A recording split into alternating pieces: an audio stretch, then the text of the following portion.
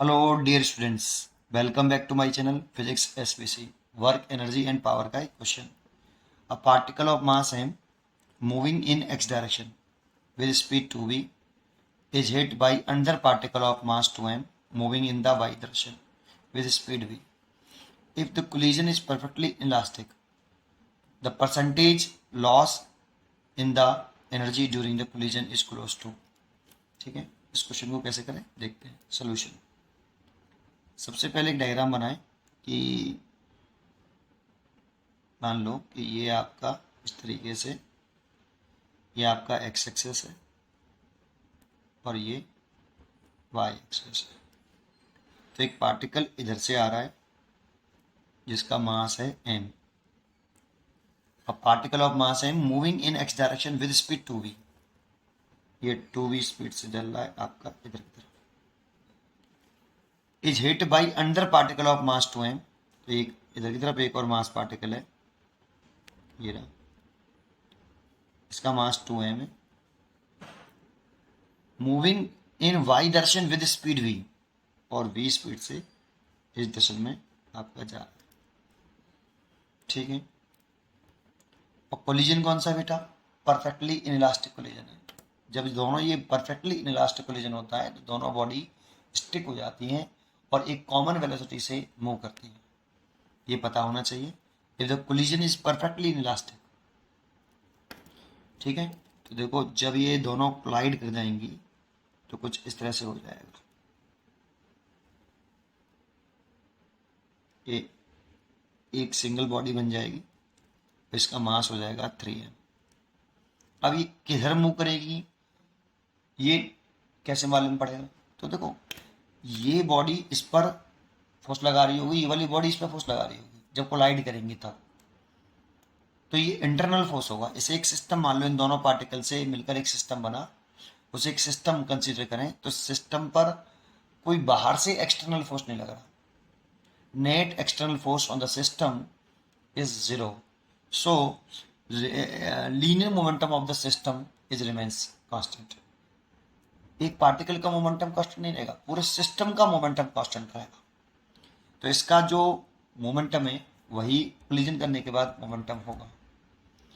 और इसमें अगर हम इसे दो तरीके से कर सकते हैं. इसे एक्स डायरेक्शन में मोमेंटम पहले हम कंजर्व कर लें, फिर वाई डायरेक्शन में मोमेंटम कंजर्व कर लें और फिर इस क्वेश्चन को सॉल्व करें. एक तो तरीका ये है, या फिर पूरा इकट्ठा कर सकते हैं. तो मैं इसमें आपको एक्स वाई कंपोनेंट में मोमेंटम कंजर्व कर रहा हूँ. ठीक है. ये देखें, लेट कर लेते हैं कि मान लो कि कोलाइड करने के बाद इसकी एक्स डायरेक्शन में जो वेलोसिटी है वो आपकी वी एक्स है और वाई डायरेक्शन में इसकी जो वेलोसिटी है वो वी वाई है. ये कंपोनेंट्स हैं इसके. रिजल्टेंट वेलोसिटी के ये कंपोनेंट्स हो गए, एक्स डायरेक्शन में वी एक्स और वाई डायरेक्शन में वी वाई. तो अगर हम लिखें कि since no external force on the system. System यहाँ पे टू पार्टिकल से मिलकर बना है, two particles.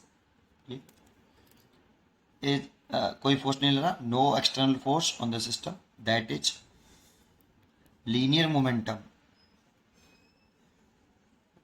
Linear momentum of the system कैसा? कांस्टेंट. इसीलिए that is long X axis की बात कर रहे हैं. तो initial momentum along X axis is equal to final momentum along X axis. तो देखो इसका इनिशियल मोमेंटम देखें अलोंग एक्स एक्सिस टकराने से पहले, इनिशियल और टकराने के बाद फाइनल. तो इसका देखें तो कितना लिखें? Mass into velocity. Along axis देख रहे हैं ओनली. और इसमें कितना लिखें? 3m into V X. M से M cancel, then V X is equal to 2v/3. ऐसे ही अलोंग वाई एक्सिस देखें. Initial momentum along Y axis equal to initial final momentum along Y axis. तो initial momentum कितना बेटा? 2m into velocity, mass into velocity, और इधर देखें 3m into we Y. ये 3m क्यों करा, ये दोनों कंबाइंड हो गई हैं, कॉमन वेलोसिटी से मूव कर रहे हैं, चिपक गई हैं एक दूसरे से, और चिपक कर एक कॉमन वेलोसिटी से मूव कर रही होंगी, ठीक है। तो इसीलिए इधर की तरफ लिखें तो 3m वी वाई, एम से m कैंसिल हो गया, and V Y equal to कितना, 2v/3। तो देखो ये vx और vy इक्वल है, तो इनका जो रिजल्टेंट वेलोसिटी आएगी वो इसके बाइसेक्टर से आएगी, इन दोनों के बीच में 90 डिग्री है, इसके बाइसेक्टर से कॉमन वेलोसिटी आएगी, ये v कॉमन वेलोसिटी हो गई। अगर इसकी वैल्यू निकालना चाहें तो v वेक्टर कॉमन वेलोसिटी, क्योंकि ये x कंपोनेंट है, वी एक्स आई कैप और वी वाई जे कैप, ऐसे ले सकते हैं। और इसकी अगर मैं मैग्नीट्यूड निकालना चाहूँ तो मैग्नीट्यूड भी निकाल सकता हूँ इसका, मैं ले सकता हूँ इसको V common velocity is equal to root के अंदर वी एक्स का स्क्वायर प्लस वी वाई का स्क्वायर, और इसे सॉल्व करें तो रूट के अंदर वी एक्स कितना है 2v/3 उसका स्क्वायर प्लस वी वाई कितना है 2v/3 इसका होल स्क्वायर। तो इसे ले सकते हैं रूट के अंदर 2 मल्टीप्लाइड बाई 2v/3 का whole square, that means 2v/3 बाहर आ गया और √2, ये कॉमन वेलोसिटी आ गई इतनी, ठीक है।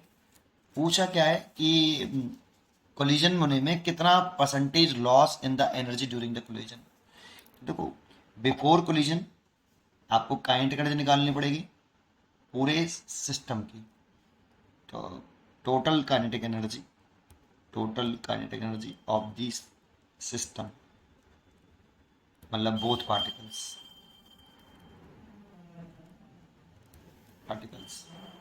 बिफोर कोलिजन, तो ये के इनिशियल लिखें, कितना लिखें, पहले वाले पार्टिकल की लिखें काइनेटिक एनर्जी, जैसे ये फर्स्ट पार्टिकल जो अलोंग एक्सिस मूव कर रहा है इसकी लिखें तो हाफ इसका मास तो इसकी स्पीड का स्क्वायर, प्लस जो वाई एक्सिस में मूव कर रहा है उसकी काइनेटिक एनर्जी लिखें तो हाफ मास 2m है और स्पीड v है उसका स्क्वायर। 2 से तो ये 2 कैंसिल हो गए, और यहाँ एक 2 से 2 कैंसिल हो जाएगा तो 2 बचेगा, तो 2mv² प्लस mv², इसे यहाँ लिख सकते हैं हम 3mv²। इतनी काइनेटिक एनर्जी आ गई इनिशियल, ठीक है। अब कॉलिजन होने के बाद पूरे सिस्टम की काइनेटिक एनर्जी निकालें तो यहाँ कहें कि total kinetic energy of the system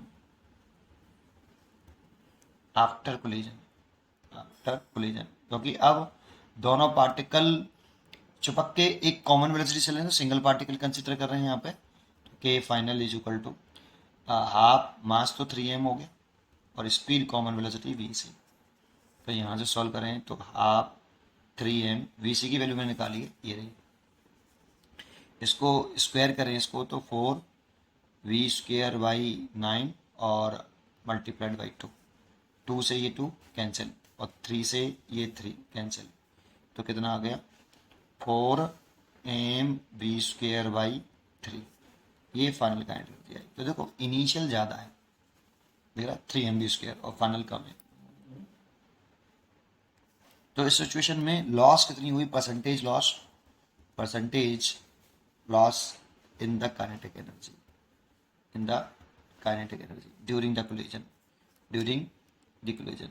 कितने बेटा, percentage loss in the kinetic energy, तो कैसे परसेंटेज लॉस निकाल रहे हैं तो इनिशियल में से कोई परसेंटेज नेगेटिव में निकालते, तो इनिशियल काइनेटिक एनर्जी में से फाइनल काइनेटिक एनर्जी सब्ट्रैक्ट करिए, और नीचे हमेशा इनिशियल काइनेटिक एनर्जी का डिवाइड करते हैं, ऊपर change in kinetic energy divided by initial kinetic energy.